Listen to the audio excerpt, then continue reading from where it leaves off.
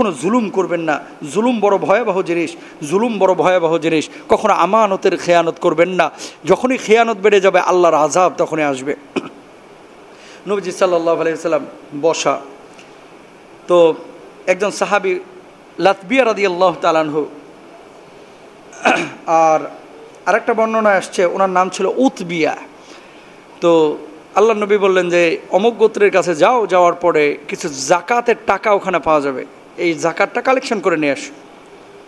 নবীজি যখন বললেন এই সাহাবী গিয়েছেন, যাওয়ার পরে জাকাত কালেকশন করেছে, করে নিয়ে আসার পরে যখন কালেকশন করতে গিয়েছে কিছু মানুষ তাকে হাদিয়া দিয়েছেন।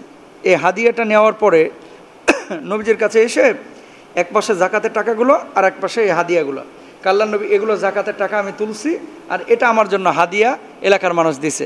নবীজির একেবারে কপালটা মানে রাগান্বিত যে নবীজি হয়েছেন দেখা গেল, কপালটা একেবারে লালচে আকার হয়ে গেল, রাগে নবীজি সাল্লাল্লাহু আলাইহি সাল্লাম ক্ষিপ্ত হয়ে গেলেন। তারপরে আল্লাহর নবী সবার সামনে দাঁড়িয়ে গেলেন, খুতবা দিলেন, আলহামদুলিল্লাহ ওয়াসসালাতু ওয়াসসালাম আলহামদুলিল্লাহি রাব্বিল আলামিন। নবীজি বললেন, খুতবা শুরু করার পরে আল্লাহর নবী বলছেন, কোনো মায়ের সন্তান সে এখানে বসে থাকুক না, তাকে এইভাবে হাদিয়া দেয় কিনা। মানে নবীজি বুঝাইতে চাইলেন যে তোরে আমি পাঠাইছি জাকাতের টাকা নেওয়ার জন্য, তুই জাকাতের টাকা নিয়ে চলে আসবি, তুই কেন হাদিয়া নিতে গেলি? রাষ্ট্রীয় সম্পদ এটা বড় গুরুত্বপূর্ণ জিনিস। আপনি যখন রাষ্ট্রের কোনো কাজ করতে যাবেন, রাষ্ট্রের কোনো কাজ করতে গিয়ে রাষ্ট্রীয় কাজ সম্পাদন যখন করবেন, ব্যক্তিগতভাবে কারো কাছ থেকে কোনো উপঢৌকন নেওয়া যাবে না, এটা ঘুষের পর্যায়ে চলে যাবে। কথা বলেন ঠিক কিনা?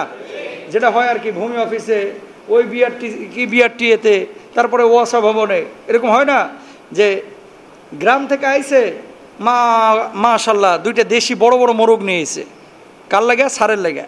স্যারের কাছে ফাইলটা দিয়া ওইদিকে স্যারের ড্রাইভারে বলছে যে এই যে দুইটা মোরগ দিলাম, স্যারে বলে দিস স্যার ফাইলটা গেছে একটু সিগনেচার করে দেন। এটা জায়েজ নাই কিন্তু আপনার জন্য, বুঝতে পেরেছেন? এটা জায়েজ নাই। তো আল্লাহর নবী রাগান্বিত হয়ে বলেছে, কেউ যদি একটা বকরির বাচ্চা এভাবে ঘুষ নেয়, কিয়ামতের ময়দানে বকরির বাচ্চার মতো সে এরকম আওয়াজ করতে থাকবে, ব্যয় করতে থাকবে, মানুষজন জানবে যে এটা ঘুষখোর। কেউ যদি মনে করেন একটা উটের বাচ্চা নেয়, উটের মতো আওয়াজ করতে থাকবে।